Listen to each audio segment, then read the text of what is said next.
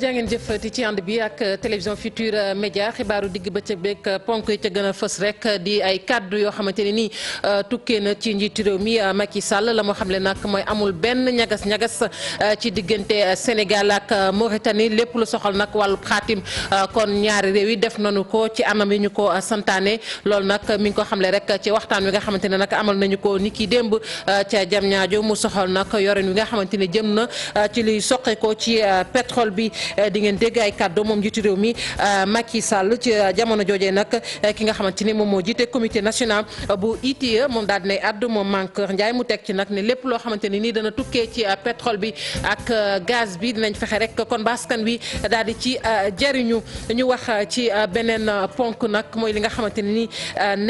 nemmeeku nañu ko muy ñi liggéey ci waa kër docteur te far nag ak ànd gësam bootu ca boobeep syndicat ñoom nag ñi ngi daal door ab grève ni kii démb ba tey waaye nag ci grève boobee sax mi ngi mel ni chef de cabinet bu ministre bi ñu dénk wàllu wér-gu-yaram nag ma ngay dalal seen xel kaddu yi nag ma ngi ko yëkkatee ca Cambérène di wax ne nag ni ñi ngi def seen kéemtalaay kattan daal ba taxaw ci jafe-jafe yooyu nga xamante ne ñoom ña ngi koy faral di jànkonte ñiy faral di dund ak wala boog ñuy dund ak laago ñu gis ni léeg-léeg nag dañ leen di faral di fitnaal loolee nag la ñu daal di bëgg rek mu dakk fële ca diwaanu Ndar sax ñu gis ni mbootaay ga ëmb waay laago yi ñoo ngi koy naqarlu di sàkku rek ci njiitu réew mi Macky Sall mu jël ci ay matuwaay am na nataal nag bu ñu leen indil ni ki tey ji ab soxna soo xamante ne nii nag moom waaye laago la waaye nag ñeewul borom yi tànk ndax mi ngi daan dooleem di def kéemtalaay kàttanam wàllug caada daanu ci àdd ak archive bu Sénégal nga xamante ne ubbi naay buntam askan wi li ñu bëgg nag mooy fexe ba lépp loo xamante ne nii sunu moomeel la ñu daan ko fekk bitim réew ñu fexe rek ba delloosi ko biir Sénégal waaye tamit daal di koy féetale ci wàllub archive mu doon loo xamante ne moomeel la tàggat yaram daan ci àddu ak États-Unis Mexique ak Canada jàppale ni ñett ñooñu ñoo fas yéene rek kon daal di xëccoo ngir ñu xam kan mooy amal coupe du monde bi ci atum 2026 mu mel ni nag Maroc jëlee na ca mbetteel ndax gannaaw ab wote yu ñu ca doon def gis nañ ni Maroc lajj na ci wàllu woowee tàggat yaram ba tey sunu gaynde nag amul benn tàggatu goo xamante ne def nañu ko ba ñu yeggee Russie ak léegi xanaa rek am ndaje moo xamante ne war nañ ko sekk ak FIFA waaye nag loolee daal nañu jàpp ne dana sori lool taskatu xabaar yi duñu ko fekkee toftal ci nag xëtu njëkk yéenekaay gannaaw bi lay doon mbokk yi ne suut ñu yaatal xibaar yi.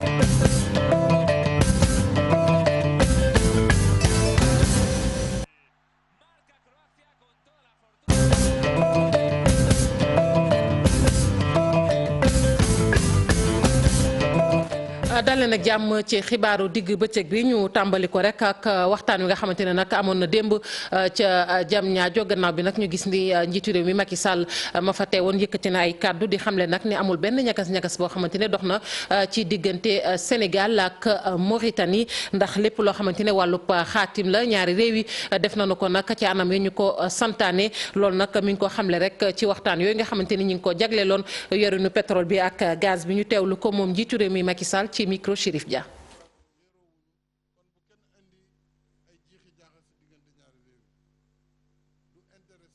Intérêt Mauritanie, il y a aucun problème entre les deux pays. ci wàllu jugement bi ñu tuddee GTA mooy grande tortue Ahmedia côté Mauritanie boobu dañ ko bokk ñun ak Mauritanie maanaam 50-50 muy genn wàll gi ñu am ñun. Petrosen daf ci am 10% ci wàllu li ko code pétrolier may mais mën na dem ba 20% ou 18 voilà côté Mauritanie tam mën nañ dem ñoom it ba si li leen seen code pétrolier jox waaye nag ñaari réew yi ñoo ko bokk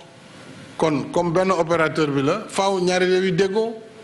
loolu mooy accord bi ñu signé sama diggante ak président Abdoul Aziz bu Mauritanie pour ne d'accord nañu pour suñu ñaari réew yi ni ko carte bi wone li ci bële nekk ci kaw mooy Mauritanie li ci weex nekk ci suuf mooy Sénégal. ci wetu ITIE nag ñu ngi wax ni dinañ def kéem kàttan rek ngir lépp loo xamante ne nii jëm na ci yorinu pétrole beeg gaz bi ak la ca fas yéene tukkee ñu daal di koy jaarale ci yoon ci kaw nag askan wi nga xamante ni ñoom ñoo ci war a jariñu ñu jox leen ci seen àq ak seen yelleef ba mu mat sëkk ki jiite comité bi Mankeur Ndiaye la ñu teewlu ko ci micro Mame Biram Diouf. ressources yi ban part ñu jël dencal ko génération future yi ban part ñu jël def ko ci budget bi fonctionnement de l'État ban part ñu jël également def si ay investissement tabax si ay école tabax si ay autoroute tabax si ay comment ça s'appelle ay hôpitaux def si yeneen investissement yu am importance même investissement yu ngay def c'est pour les générations futures ñun nag suñu liggéey ITIE mooy fexe ba revenu yi nga xam ni entreprise yi yu exploiter pétrole wala gaz wala comment dire minerai entreprise yooyu ti versé xaalis ci nguur gi ñu vérifier que ni xaalis boobu effectivement versé nañ ko ci keesu buur te agsi na sa keesu buur ak lan la ci buur def donc loolu c'est extrêmement important moo tax ñu nekk fii ñun partie prenante du débat parce que notre rôle c'est de veiller sur la waxtaan yooyu nag démb ca Diamniadio ñu seetlu nag ni ñu gën a am doole ci kujje politique gi teewee wu ñu moomeep waxtaan nañu koy faral nag di defee saa su ne su nguur gi woote moom kujje googe maître Mame Adama Gueye nag bu Sénégal mouvement Sénégal bu bees moom ma nga woon ca ndaje moomu moom ak ki nga xamante ne nag nekkoon na jëwriñ ji dénk wàllug énergie ci jamonoy Abdou Diouf muy Alassane Dialy Ndiaye ñoom nag ci wis boobu daal nee nañ kujje politique gi waroon nañoo ñëw ndax lay soqi ko ci waxtaan woowu njariñu askan wi yëpp la ñu teewlu seen i kàddu ci micro Mame Birame Diouf. dama jàpp ne que lu mel ni pétrole beeg gaz bi nga xam ne xéwal bu ñu yàlla indil la dafa bokk ci question yoo xam ne waruñu ci réeroo moo tax ma loolu laata président di convoquer sax concertation bi yàgg naa ne dañu war a am consensus sur le pétrole et le gaz moo tax président bu fekkee ne dafa woote concertation dama ci ànd loolu moo ma fi indi donc. dama si yokk ne tamit lii dafa war doon rek jéego bu njëkk ci li nga xam ne dafa war nekk consensus te consensus boobu dafa war a génn salle bi law ci dëkk si réew mi yëpp parce que waruñu yem rek si waxtaan bi li ma yaakaar ne le homme politique li mu war a def mooy fu ñu ko woo dafa war wuyu même bu fekkee ne li ñu koy waxtaan daf koy naqari war na am courage supporter ko war na am courage tamit tontul l'essentiel daal mooy li muy wax ak li muy xalaat mu nekk ci intérêt réew mi quel que soit bord bi mu nekk opposition ba mu nekk gouvernement bi donc fu ñu la woo da nga war a ñëw waxta xalaat. loolu sax moom njiitu réew mi Macky Sall dëggal na ko tey ji nag nee na la gën a tàllal loxo rek ku jekk politique gi ndax li ñuy waxtaanee njariñu réew mi la kon jot na rek ñoom ku jekk politique gi nag ñu wuy si waxtaan yi nga xamante ne nii mi ngi ko bëgg a seq ak ñoom boobu ba tey ñu teewlu ko ci micro Chérif Dia. président de la république dëgg la dina am fu mu féetee ndax fa mu féetee tax mu yegg si fa mu yegg si ñu wóolu ko loolu nekk président du dindi couleur boobu waaye bu desee wàllu réew mi ñëpp ñëw toog ndaje mi politique yi moomuñu ko ëppale ci kenn wàll société civile ci la bokk chef religieux si lañ bokk population yi si lañ bokk donc kenn warul akimoo débat bi pour ne débat boppam la wala débat politicien yi la si la ñu bokk nag parce que ñoom la yàlla nattoo ñu yenu soxla askan wi loolu nattu la lu rëy la waaye nag taxul ñu moom yëf yi si la ñu bokk comme ñëpp kon kii c'est un débat national c'est pas un débat entre politiciens je veux que cela soit très clair c'est un débat autour des forces vives de la nation te it tëjaluñu kenn mu bañ a ñëw la preuve ñi jël kàddu xamuñu lan da leen di yëkkati loxo ñu jox la kàddu xamuñ la ngay ñaanaat effectivement ni ko professeur Malick Ndiaye waxee képp ku bëgg am xalaat ci lii ñuy wax mais c'est le moment boo ñëwul it mën nga bind waaye boo bindee di nga am koo ko adressé parce que am na ko yor réew mi ak gouvernement sinon foo koy waxee ji ak foo koy defee ji. ñi fare ci kujje gi it ñoom it bokk ci ñi wuy jiwul woon ca woote boobee bokk na ci FPDR ak parti bi di Visa ñoom nag wax nañ li waral teewuñu ci waxtaan yooyu mooy dafa fekk ne nag kenn woowu leen ca te ñoom nag la leen gën a metti sax mooy waxtaan woowu la nga xamante ne nag moom la ñu doon yëkkati di ay ponk amul lenn lu ñu ca leeral ku jëkk politique gi Ibou Diouf lañ ci àndal. pétrole ak gaz ñu naroon ko waxtaane ca Diamniadio loole nag soxaloon nguuru Sénégal lool ngir waxtaan ci li nga xamante ne noonu ren la ñu war a saytoo lépp lu aju ci ñaari mbir yooyu liñ ci nemeeku nag mooy ñenn ci waa kuje gi ñoom teewuñ fa woon. wax na ci rajo bi ne invité na nit ñi wala ay nitam boobu wax nañ ko waaye de jotuñu de ay carte yoo xamante ne mandargaal na invitation boobu te maa ngi leen di ñaar itam ngeen seet ba xam ñeneen ñi itam jot nañu. bi bu ñu jotoon invitation danañu ñëw mais comme jotuñu invitation jàpp nañ ne mënuñu caa dem noonu ndax tey jii bu ñu demoon nga ñëw àgg ba Sicap c'est du sérieux ñun organiser nañ fa sommet mondial de la paix mais ñun ñi sax man mi sama bopp damaa fàtte sama barge mais il a fallu vraiment faire des trucs pour ñu mën la admettre. bokk na ci li tax ñoom ñu ne mënuñ fa teew li ñuy duppee terme de référence amuñu ko ba tax na ñu fas yéene toog. ministère de l'intérieur mi yore répertoire association yeeg répertoire ñëpp waroon na mën a kenn ku ne mu yónnee la bataaxal yaa ngi déglu sur rawatina parti politique yi nga xam ne woo nañ leen. ki wuy si nag baax na ki wuy siwul tamit baax na. gaz ak pétrole di ñaari mbir yoo xam ne soxal na askanu Sénégal jamono ji buñ ci boole nag li ci opposition bi bokkul ci waxtaan bi mën a doon tamit lu jaaxal askan bi. loolu affaire pétrole ak affaire gaz lu am solo ci réew mi la parce que dañ ko war a waxtaanee ay gis-gis am na ay njuumte am na donc yooyu yëpp war nañ ko mën a waxtaanee. ci ginnaaw woote woon na fi daje bu rëy bu gën a rëy nii boo xam ne ñëwoon problème mu réew mi yëpp la ñuy waxtaanee fu mu mujj dara génnu fa. bii itam dara du fi génn ndax jaarale woo ko fi mu ko war a jaarale. gaz wala pétrole bokk ci li nga xamante ne rek mën na suqali réew ba loolu tax na nag ba kilifa yi sàkku woon ci ñenn ci askan wi ñu toog waxtaan mën a xool tamit ni nga xamante ne rek buñ ko defee ku ne mën a gis sa bopp ci lu aju ci pétrole boobee wala sax gaz bi. jaajëfal ko bu baax Ibou Diouf ñu wax nag ci péage bi nga xamante ne nii njiitu réew mi Macky Sall wax na ci tamit ne rek daañu fexe kon ba njëgee daal ñu wàññi ko muy woto yi cee jaar di jàll la ñu fay daanu ko wàññi bu weesoo loolu nag ñoom ñooñu di waaye jëfandiku yi bëgg nañu leen tamit ci autoroute à péage bi ñu wallu leen nag ci wàllug courant maanaam loo xamante ne dafay leeral tali bi ndax bu weesoo njëggu cher gi foofee di péage bi lëndëm na lool Abdourahmane Diallo. ñu ngi ci croisement Saly fii nag fekk nañ fi ay oto yu bëri yi nga xam ni Mbour la ñuy jógee di dem Dakar oto yooyu lu ci gën a bëri ci autoroute à péage bi la ñuy jaar chauffeurs yi yàgg na ñoo xam le ni njëg yi dafa cher. non wàññi moom da siy baax parce que ñun dañuy liggéey di yóbbu suñu kër kenn fay ñu amuñu dara suñu oto la ñu am te duñ toog dañuy liggéey nag nit kuy liggéey da ngay bëgg am dara pour yóbbu sa kër mais péage bi seer na seer boo xamante ne aller-retour 6 000 francs ngay consommer ñun ñuy jaar si njëg 6 000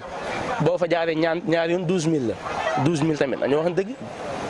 kër goo ko dépassé sax laa la wax ni kër ga lay neex. waa ji moom ñu ngi koy fekk ci wetu otoom Ablaye Diédhiou lay wuyoo ay client lay xaar moom li muy xaarandi mooy seeni waxtaan yi bu ñuy wàññi njëg yi ñu wàññi ko bu baax a baax. waaw war na mën def benn point nga fay foofu jàll dem sa yoon moo xam 1000 francs la moo xam 700 francs nga dem parce que tey boo xoolee tey ñoom nombre oto yi nga xam ne ñoom moom la ñu waxoon ne nombre oto lañ par exemple bu ñu ne par exemple 10 oto lañ war a am par jour mais ñoom ñi nga am 20 oto par jour donc liggéey bi dox na nañu wàññi tarif bi xam nga bu ko defee ñëpp mën di jaar du tey ñoom ñu génn ci. beneen chauffeur moom it péage bi lay jaar waaye ay at a ngi nii Mori jaarul ci péage yu jas bi moom bu jam ñaajo bi la taamu ndax nag mbir yi dafa cher ba noppi kaaraange amu ci. des fois da ngay daw ba guddi am ku la teg faar doo gis dara boo xefee sax ak oto yi paan ci kaw péage bi en plus tamit leen laa si remarqué boo paanee nan ngay fayee péage embouteillage moo tax ngay fay péage mënoo nekk si embouteillage mënoo fay péage laa bëgg a wax nekk si embouteillage. chauffeur yi nga xam ne nag jot nañu daje ak ñoom di xaarandi rek waxtaan yi nga xam ni njiitu réew mi nee na dañ koy sumb ngir wàññi njëgu péage bi li ni mel bu antoo rek dinañu joxewaat seeni xalaat. foofee la ñuy jaari rek yegg ba cité Takko ca Rufisque Nord la nekk ak askan nga xamante ne nii ña ngay jooy nag ndox ndax yàgg na ba ñu ñàkkee nag ndox mu sell bu weesoo loolu tamit ñu ne seen gox ba ma ngay jànkonte lay jafe-jafe ci wàllub kaaraange Ousseynou Thiam. cité Takko ak quartier yi nga xam ni ñoom ñoo ko wër nekk fii ci Rufisque Nord askan wa fa nekk nag daanaka nelawatuñu ba yandoor lu nu mel nag ñàkk ndox gu yàgg goo xam ne gi daanaka ay weer a ngi nii ñu jànkonteeg moom. ak waa Dabaax xanaa sonn duñu nelaw guddi duñu nelaw bëccëg ñoo ngi nii suñuy bët a ngi nii ñoo ngi nii xasaw xunn mënuñoo sangu mënuñoo naan dañuy woor ba ngoon jot duñu am lu ñu naan sonn nañ ca facture yi bu ñëwee facture yi sonn ca facture yu seer yoo xam ne kenn xamul lu mu doon 4 heures du matin ci jeetuñu 2 heures du matin la ñu jug 2 heures du matin lañ daan jug léegi far 2 heures du matin amatuñu ko sax ndox 2 heures du matin amatuñu sax ndox mu ñu naan dañ koy bëgg duñu am ndox dañuy dem ba Pikine ba Caaroy dañuy dem ba Pikine ba Caaroy jël suñuy saret duñu amum ndox ba ginnaaw APS duñu am ndox. gannaaw ñàkk ndox googu tamit ñoom nemmeeku nañ fa ñàkku kaaraange gu yaatu ci kàddu yi lii di askan wa. bu timis jotee tey fii kenn dootul génn dañoo am ay agresseurs yi sonal nañ ñu heure bu ñu jógee bëgg a rooti ji Plan Jaxaay lañ daan rooti ji Plan Jaxaay amatul ndox léegi ñi ngay rooti ji ginnaaw autoroute ba fële te autoroute ba sax amatul ndox ginnaaw pulaay yi sa mbokk yi ñëpp a yoroon ay ginaar sàcc nañ seen ginaar yi di yéeg ci garab yi di sàcc ginaar yi ndax ñàkk sécurité. mu doon ñàkku ndox ak ñàkku kaaraange bu lii di askanu Cité Takko bëgg nag ñii di kilifa yi ñu wut ci ay saafara waaye tamit taxawu leen ci ñàkku ndox gu metti gi. mënees naa sax dundee yaakaar ci saafara yi ci wàllub ndox ndax lu ko tàmbalee weerub sulet jàpp nag août kon jafe-jafe yi ci wàllub ndox rek askan wi dootuñu ko jànkonteel kàddu yi nag mi ngi tukki ci directeur bu SONES di Charles Fall ma ngi ko xamle nag ca tases ga ma doon amal ab nemmeeku taset jàpp Bayax Njender nekk rek ca Thiès nee na nag foofee daal daañu def seen kéemtalaay kattan am na nag sab liggéey boo xamante ne sax jëm na ci wàllu forage 26 ci forage kon dinañ leen fexe rek kon ba ñu daal di kon def seen liggéey na mu waree dañ ci ànd ak Cheikh Anta Diop. fukki forage ak juróom bënn nañ ko ci diggante Taset Bayax Jandeer directeur général bu SONES leeral na ci diggante juillet ba weeru août lépp dina yemb ndox mi jóge ci forage yi walwal yi dem ci tuyau yi. objectif wu mi-juillet bi nga xam ni autorités yi jox nañu ko pour que liggéey bi mën a antu dinañu fexe lépp tamit ba ñu agsi si. moo waraloon depuis daaw ñu lancé ay appel d'offre def lu mat 20 forage ak juróom si Taset Bayax ak si Thiès. tey si suba dem nañu Taset am nañ fa lu toll si fukki forage gis ngeen ni forage bi bëtt nañ leen liggéeyu forage bi pare na mais forage bi ndox mi si ay conduite lay jaar conduite yi ñu ngi koy posé ndox mi tamit ay pompe ñoo koy doxal pompe yi commandé nañ ko ñëw na fii si Bayax ñu fiy bëtt tamit lu toll fukki forage ak benn. ginnaaw ab tukkib nemmeeku bi ñu doon amal nag doon dem xoolu mbànd yu rëy yi nga xamante ni fi la ñu fas yéene denc ndox mi ci diggante Thiès Bayax Jandeer tey jii directeur général bu SONES nee na xel dal na techniciens yi nga xamante ni ñu ngi ci waar wi liggéey nee nañ daanaka lii de bu noppee Ndakaaru dootuñu jàmmati manquem ndox. kon ndox mi di jóge Bayax ñu yóbbu ko fële si Tëngéej lay dem pour mu mën a renforcer Tëngéej ak la ko wër Tëngéej lañ fa doon joxe nga ñu yóbbu Dakar mu gën ko mën a renforcer ba nga xam ne ku ñu mbokk yi nekk ay Parcelles Assainies ak yeneen gox yi dinañ si mën a gis seen bopp. liggéeykat yi jamono yi nee nañ guddeeg bëccëg ñu ngi ci chantier bi fas yéene waxtu wi ñu leen wax ñu joxe caabi yi ñu mën koo matal. jaajëfal ko baax Cheikh Anta Diop sàmm yi féete moom ca jàmm gën mer nañu lool ndax kenn ca ñoom la ab commissaire rek jër ab juróom moo waral nag sàmm soosu daal doon jàkkaarloog taskatu xabaar yi di sàkku nag daal ñu wàllu leen ba commissaire boobu nag daal di rek kon delloo juruk ki nga xamante ne ni moom la jëloon kon te féete fa fecca jàmm gën Sicap Mbao fa lañ doon amalee kon ndaje ak taskatu xabaar yi Adama Sow moo wax ci turu sàmm yi ñu teewlu ay kàddoom ci micro Salif Sow. dañoo jàpp ne comme huissier dafay prêter serment avocat prêter serment moom su fekkente ne am na juróom-ñaar fukki at moom ti mu prêter serment man maa wax ne man maa moom nag yi donc serment boobu mu def serment boobu yaayam def serment boobu ay rakkam def wax ne Oumar Ka amu si benn kii ñun tim dañoo war a wóolu serment boobu moo tax ñu dugg si mbir mi dañoo yaakaar ne dafa war a arrêté kii mais su fekkente ne moom def ne téeméeri nag yëpp lay jaay mu nekk lu ñu métti ndax téeméeri nag même 30 nag su ko jaayoon jaay boo xam ne jaay bu baax la jaay boo xam ne jaay du jaayu précipitation téeméer 30 nag rek mën na génn 8 millions mais su fekkee ne dafa jël nag yi bazardé ko ay nag yu jar 7000 ni ñu ko waxee 70 000 francs 60 000 francs kooku bala moo am les 8 millions dafay nekk loo xam ne ça veut dire que nag yëpp dañuy jeex. jël nañ suñu avocat yi ñoom ñoo xam yoon ñoom ñooy dem seet dossier bi lan moo nekk si biir donc ñuy wax ne ñi nga xam ne ñoom ñooy suñu ay avocat nañu défendre dossier bi. fu nga xam ne dëgg fa la nekk ñu féetale ko foofu. ñu seetlu ne nag ne démb ba tey ña nga door ab grève muy nag ànd gësëm ci grève boobee nag ki nga xamante ni nii moom mooy chef de cabinet bu ministre bi ñu dénk wàllug wér-gu-yaram ma nga cay dalal xel yi ne nag lal nañu waxtaan woo xamante ne daal bis bu sottee ñoom ñoo ñu faree ca kër docteur yi te bootu nag ca mouvement boobu ñu duppee ànd gësëm seen i jafe-jafe daañu ci taxaw kàddu yi ma ngi ko yëkkatee ca centre de santé bu Cambérène gannaaw nag bi nga xamante ne taxaw nañu ngi defaraat centre de santé boobee fas yéene sax dugal koppar luy tolloog téeméeri million ñu teewlu ko docteur Aloyse Waly Diouf ci micro Salif Sow. grève bu ànd gësëm dafay grève boo xam ne dañ koy mettitlu dañ koy mettitlu parce que grève bi dafa amoon plateforme boo xam ne dañ ci waxtaan ak ñoom commencé am ay solution muy arriéré JICA muy arriéré contractuel ci yeneen fan mu am ay solution bi ñu demee ba yaakaar ne nag war nañu mën a toggaat ñoom ñuy suspendre seen mot d'ordre ñu toog liggéey ci yeneen points yi nga xam moo des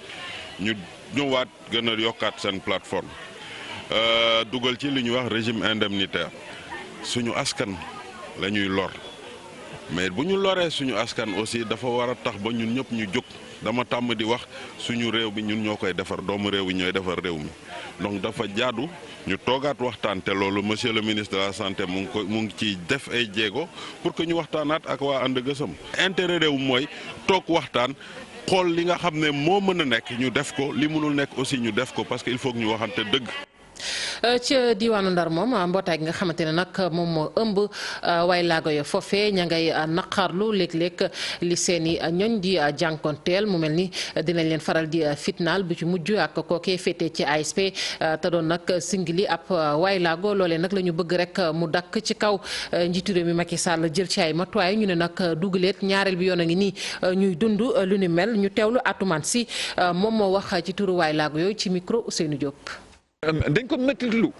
lu ñaaw ci réew mu tolloon Sénégal ñu nekk au XXe siècle ñu jël ay xaleel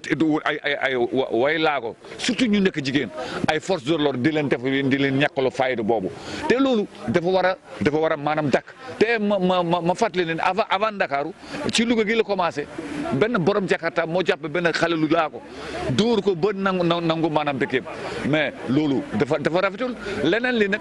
ñun suñu position régionale moo lii la dañ ko ñaawlu di ko ñaawlu tey di ñaan autorité yi aussi maanaam ñu faagaagaloo te way laago yi maanaam boobu métit la ñuy gisee métit bu feeñ way laago yi da nga ànd ak métit yoo xam ne kenn mun ko waxandu ci benn bés kenn mun ko wax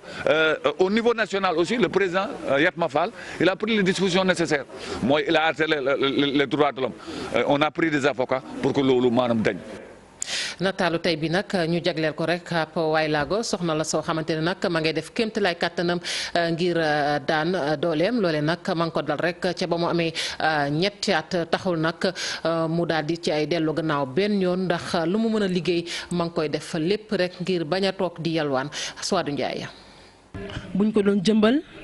fulla ak fayda moo koy màndargal jom ji bëri loolu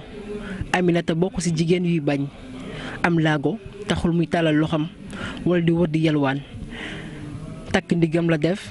jàngoro ji ko sonk ba mu amee ñetti at taxul mu bàyyeeku tey magum jëmm la ba tey mu ngi xeex ak moom ngir lu mu amal boppam. liggéey accessoires yi commencé naa ko depuis 2002 jàng naa ci sama école ba sori tuuti bi ma soree tuuti ma arrêté parce que dama visé woon restauration ma dem defi ko. nas ay perle di jaay lu mu bëgg la si biir xolam moonte ca norteel ba yombul woon. vraiment lu nekk def naa ko durant li ma jàng ak li may def coiffure ak yooyu yëpp teewul maa ngi jaay sandwich di jàppale sama yaay su ma gisee lu may jaay maa ngi koy jaay teewul maa ngi ci létt yi mais vision boobu daal après moo ma tenté rek ma yem ci daal. jaar-jaar bu bëri ay jafe-jafe ay gàllankoor terewu ko yóotu leneen. jafe-jafe biñ ci am daal xanaa fu ñu nekk rek. xam nga liggéey man li may def accessoire yëpp ñoo ngi centenaire xam nga tablier moom du am lu ko neex parce que foo toog di liggéey ba mu yàgg dañ leen di yëkkati metti na liggéey sa kër dafa metti parce que mënoo koo booleeg sa liggéeyu kër yor say bagage di ko liggéey sa biir kër. li sax ci xolam nag mooy nas perle waaye Aminata du loolu dongu la mën. parce que yemuma aussi si péri kese parce que dañ may woo may togg ay dîner wala ay réception ak affaire yooyu parce que man damay defar ay neem ay fataaya handicapé bu sañoon rek di nga am poste bu ñu la teg nga mën fa liggéey boo ko amulee ñu seet fu ñu la teg nga mën a jaay wala nga mën a defar say loxo. dama yëngu ci chemise de nuit yeeg yëpp dama koy defar man moom vraiment am naa passion daal parce que yu bari dama ciy liggéey. soxna la yaay la jigéen dëgg ci biir këram jàmbaar dëgg ci askanam te loolu dara du ko dindi. parce que ñun peut-être tànk yi handicapé mais du xel bi ak loxo yi. ñu koy jaajëfal bu baax a baax Souadou Ndiaye ñu wax nag ci ndaje mi nga xamante ni ñu ngi koy waajal fii ci Ndakaaru lay doon ñaar fukki fan jàpp ñaar fukki fan ak ñaar ci weer wi ñu ne muy weerub juin mi ngi soxal nag li nga xamante ni moom la ñu duppee ay coppite yoo xamante ni bëgg nañu mu am ci askan wi bëgg nañu nag mu am rek ci wàllug alam gi ci kaw nag mbootaay gi tamit def kéemtalaay kàttanam muy rek fas yéene liggéey lu tax loolee mën a sotti kon finance sociale daal lañu ko duppee ak solidaire et émergence mu nekk loo xamante ne nag ñi ngi ko jagleel Afrique bi yëpp ñu teewlu Denis Fatoumata Ndour moom administratrice finance la ci micro Hadiata la ñu koy defee nag ren première fois ñu koy defee Afrique de l'Ouest ñu tànn Sénégal pour def ko ndax ci nag waxtaanee ñaari fan yooyu lépp loo xam ne mi ngi jëm ci mbirum koom-koom dinañ ci waxtaan mbirum mbéy mi financement mbéy mi ak financement wu xale yeeg jigéen ñi ak tamit yeneen forme financement yoo xam ne dina suqali daal en tout cas dëkk bi pour mu jëm kanam incha allah. léegi liñ ci nar a waxtaanee mooy déjà li ñuy wax mécanisme de financement mooy naka la ñuy mën a financer koom-koom bi ak ni mu gën a baaxee beneen axe bi ñuy mooy li ñuy wax échange d'expérience maanaam waxtaan lay doon rek weccoo xalaat diggante participants ñu waxtaanee seen i expérience beneen bi ñuy waxtaanee aussi mooy forme innovante maanaam financement yu bees yi nga xam ne léegi génn na. ñu wax nag ci ab lël boo xamante ne nag ñi ngi ko jagle rek archive yu Sénégal ñoom nag ñu ubbi seen i buntu rek ngir askanu Sénégal gën a xam li nga xamante ne ni moom la ñuy liggéey ci wàllu archive ndax archive sax bu ñu ko waxee bokk na ci loo xamante ne ni sunu moomeel la cosaan la taarix la boo xamante ne fii la fekk baax waaye léeg-léeg yu ca bare bari ci taarix boo demee ca biti réew nga ko fay fekk la ñu bëgg nag mooy lépp loo xamante ne sunu moomeel la ñu indiwaat ko ci biir réew mi dencal ko suñu bopp ngir nag askan wi xam ko waaye tamit ñooy ñëw ëllëg gën koo xam ñi nga xamante ne nag ñoom ñoo bëgg lu ni mel démb lañ ci doon janook taskatu xabaar yi Habib Faye. œuvre d'art bu ne dafa war a nekk ci benn musée loole di ngëm-ngëmu kii di Felwine Sarr ak Bénédicte Savory ñoom ñi nga xam ne ñoo taxawal atelier de Dakar. ci jamono yoo xam ne Sénégal ñetti junne objet d'art yoo xam ne jëlee nañ ko biti réew indi ko fii. loole ñu archivé que dafa jot. ci temps wu colonisation mooy ñi ñu nootoon dañu yóbbu suñuy œuvre d'art wala suñuy masque xam jëlee ko fii ci ay anam yoo xam ne du woon ay anam yu xam rafet yóbbu ko ci ay musée xam dañ ko foofu œuvre d'art yooyu ñu nga fa xam yàgg nañ fa lool. lépp la nga xam ne ay pièces la yi ñu dajale bawoo ci Afrique ak ci tugal. loolee yëpp ci lëkkaloo ak réew France la. L'Afrique c'est pas une Afrique c'est des Afriques c'est du benn Afrique la ñuy wax ci wàllu aar waaye ay Afrique mu doon ay conditions yu wute ci dëkk ak dëkk bu ñu jëlee exemple lu musée bu Mali Bénin bu Ndakaaru yooyu yëpp nag ñu yem rek. soo xoolee Sénégal di nga ci gis lu toll ni juróomi junni œuvre waaye soo ci génnee photographie yi li des mooy ay ñetti ci xam junni œuvre waaye soo ko seetlee bu baax xam daa nekk lu am solo soo jëlee ay dëkk comme ay Bénin wala ay Cameroun ñoom ñoo ñu ëpp ay œuvre d'art yu nekk ci musée yi. ci fàttali atelier Dakar bi ibbi na ci weeru mars gi ñu génn ba léegi mi ngi wëy ba weeru novembre daa tax ñoom ñi ñu def ab rapport. La France reconnaît qu'il y a une création. France moom ci boppam nangu nii am nañ créativité artistique du France rek moo nangu bu Afrique am na yeneen dëkk yu ko nangu art africain bi moom nag dafa tiital lépp luy art ci àdduna bi. Sénégal dafa nekk dëkk boo xam ne l'islam daf fi am doole te l'islam dafa ñëw ak benn philosophie boo xam ne lu xam jëm ci œuvre d'art wala lu jëm ci religion traditionnelle xam daf ko xaraamal donc soo xalee bu baax mooy. ethnie yi denc seen religion traditionnelle muy joolaay séeréer yi les basar yi wala xam lébu yi ñoom ñoo am ay xamb am ay œuvre d'art am statuaire. yile archive doon patrimoine historique yoo xamante nit ci mbébét gi la bokk la ka tax di gën di jóg bokk na ci lépp la nga xam ne diwaanu Afrique ñu gën ko jëmmal. ñu koy jaajëfal bu baax a baax Habib Faye tàggat yaram nag ci la ñuy àddu rek daal di koy dooree ak tënk lii nag ci coupe du monde 2026 la soxal ñu ne États-Unis Mexique ak Canada ñetti réew yooyu nag ci ñooñee la ñuy xam kan moo fas yéene rek kon daal di amal organiser coupe du monde bi ci atum 2026 mu mel ni Maroc kon jëlee na ab mbetteel ca loolee ndax moom it ma nga doon yóotu lu ni mel waaye mujj la sotti tey ci suba nag la ñu ko xam ca Moscou gannaaw FIFA ba fa doon amal ab congrès juróom-benn fukk ak juróom-ñetteel bu yoon ñuy amal boobeeb congrès Maroc nag daanaka mën nañu jàpp rek ni ña nga xamante ni nii ñoom ñoo taxaw wooteel ko toll nañ ci juróom-benn fukk ak juróom waaye téeméer ak fanweer ak ñeent ñoom ñoo ci àndul coupe du monde bi ci atum 2026 lu toll ci ñeent fukk ak juróom-ñett ci équipe ñoo ca fas yéene kon teew muy gulet ñu daal di des ba tey ci wàllu tàggat yaram ak Fernando Hierro moom mi nga xamante ne nag moom moo nekkoon défenseur bu Real Madrid ak Roja fi mu ne nii nag moom la ñu daal di rek tabb kon mu jiite muy entraîner équipe bu Espagne moom moo utu ka ñu doon wax Julen Lopetegui mi nga xamante ne nag dana koo dàkk rek ca boobeeb équipe gannaaw bi nga xamante ne nag Espagne mi ngi waajal diggam ak Portugal ñaari fan képp ci des moom moomee nag di Lopetegui nee nañ nag dafa daal di kon xaatima contrat ngir nag dem nekk entraîneur bu Real Madrid ngir wutu ki di Zidane te loolu nag ñoom yëguñu ko xibaaru tàggat yaram ba tey ñu des si ak sunu gaynde yi nga xamante ne nag kon ñoom amul benn tàggatu goo xamante ne def nañu ko gannaaw ba ñu yeggee ca Russie ndax li ko waral rek mooy daal dañoo war a noppalu waaye bu weesoo noppalu googu nag am na ndaje moo xamante ne war na ko sekk ak FIFA muy équipe ba waaye nag ndaje moomu taskatu xabaar yi duñu ko mën a fekkee ñu jàll ci leneen ak équipe nationale bu Sénégal ni ñu ko waxee yegg nañu ca Kaluga ca Russie foofee nag la ñu dal niki talaat ji daal la ñu fa yegg ña ngay def nag seen kéemtalaay kàttan ñu ne nag waajal gi daal duñu ca dellu gannaaw benn yoon ndax dinañ def seen kéem kàttan ndax seen jongante bu njëkk seen digg ak Pologne lay doon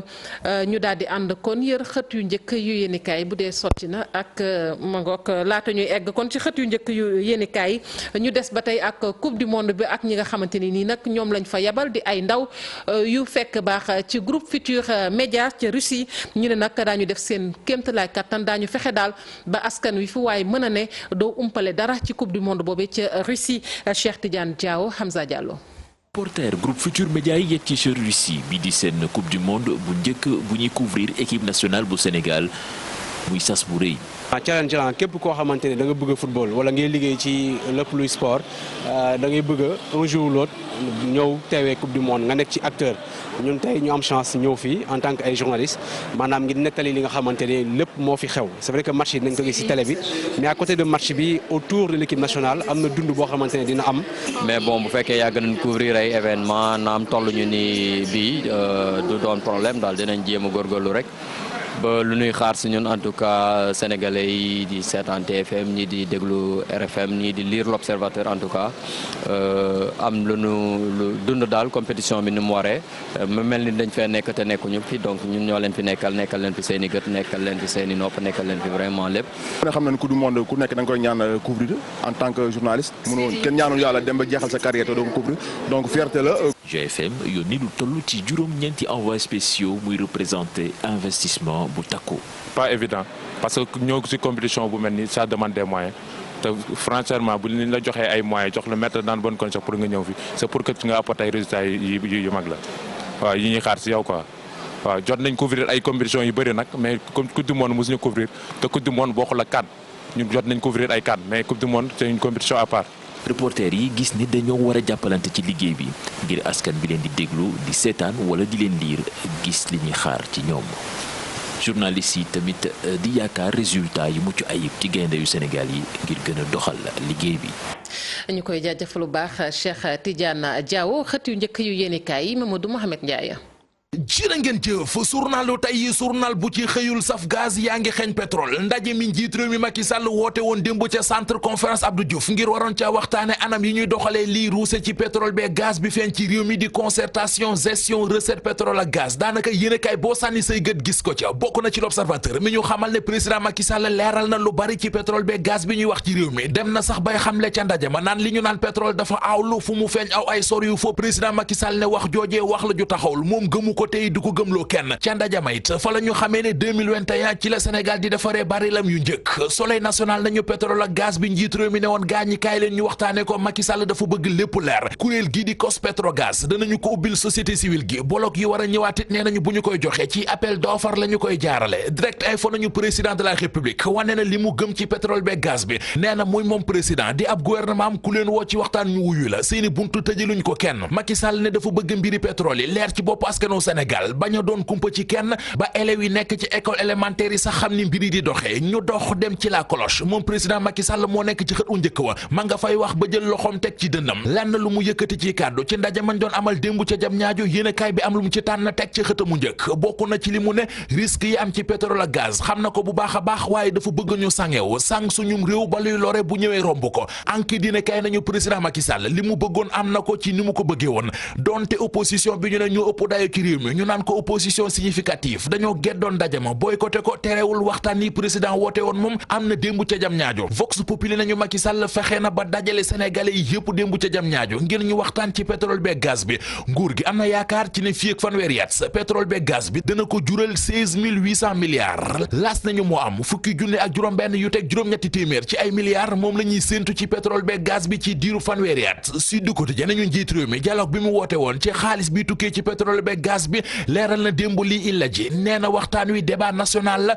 waaye du débat politicien Walfadjri moom mel ne ko amee xol bu jeex ci ndaje mi président woote woon démb ay caaxaan ak i kasaw-kasaw la ñu ko jàppe journal bi dañu yokku jaaxle la ñu fa def waaye menn pexe di ay solution génn fa ñu génn ci pétrole beeg gaz bi te waxtaan ci sport bi coupe du monde Russie 2018 bi war a tàmbali suba ci alxames ji Les Échos nee nañu gaynde Sénégal yi mu di équipe nationale bu Sénégal yegg nañu démb ca Kaluga bi ñu yegg ci ab taw la ñu yegg sol nag seen yërey olof la ñu wàccee ci Russie stade yi ne kay nañu mbirum ndaanaan la ñu ko def wàccee nu ndaanaan keneen ku ñu fa teero ni ñuy teeroo ndaanaan journal stade nañu moo di Sadio Mané record yi ne kay nañu loolu maa leen koy nittali Sadio Mané moo am démb ca Kaluga ga ci Russie ay doomu Russie ñoo bàyyi seen yitte yëpp dajaloo dem teeru ji Boy Bambali observateur nañu gaynde yi dugg nañu ci mondial bi L'As ak Vox Populi fàttali ñu ne ci ab taw ci la Aliou Cissé ak i gayndeem wàcc ci Russie ñu des ci sport bi dem ca ministère des sports wax fa lu romb sport ubbil journal Source A coow lu rëy moo am ca Kër Matar ba mu di ca ministère des sports kenn ku jigéen ku fay liggéeyee di fa ab assistante yéenekaay bi nee nañu moom la ñu fa jàpp muy sotti saafara ci escalier yi ak ci ascenseur ba. ñu koy jaajëfal Mamadou Mouhamed Ndiaye yéen it sant nañu leen gërëm leen rédaction bi dig na leen daje ci yeneen jotaayu xibaar ñu leen di ñaanal kenn dalug jàmm te di ko sàkku ci yéen.